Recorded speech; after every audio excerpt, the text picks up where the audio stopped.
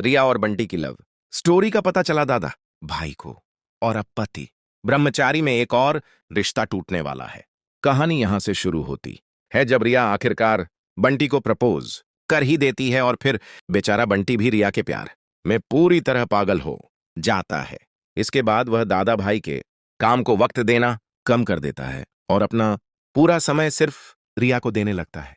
कभी रिया को कॉल करना, कभी मैसेज पर उससे बातें करना, और हर रोज रात को दादा भाई के घर पहुंच जाना।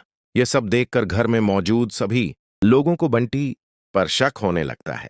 एक दिन दादा भाई यानी सूरज बंटी से पूछ ही लेते हैं कि बंटी तुम्हें क्या हुआ है? तुम सही तरह से काम नहीं कर रहे हो और आजकल कुछ बदले बदले से लग रहे हो। आखिर बात क्या है? यह सुनकर बंटी खामोश हो जाता है। अब बेचारा दादा भाई को कैसे बताए कि वह रिया से प्यार करता है।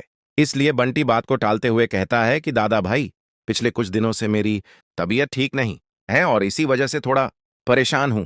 बंटी की बात सुनकर सूरज चुप तो हो जाता है, लेकिन उसे पूरा शक रहता है कि जरूर कुछ ना कुछ गड़बड़ है और वह सिर्फ सच्चाई कंफर्म करना चाहता था।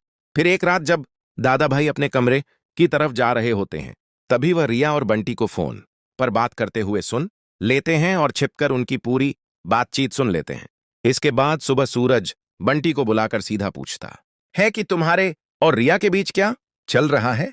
देखो बंटी, मुझे सब पता है, अब तुम मुझे सच सच बता दो।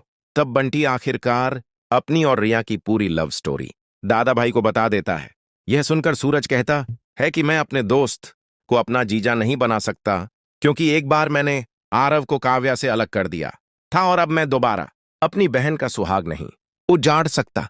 हमारा काम ही ऐसा है बंटी, कभी भी मौत सामने आ सकती है, इसलिए तुम रिया से दूर रहो।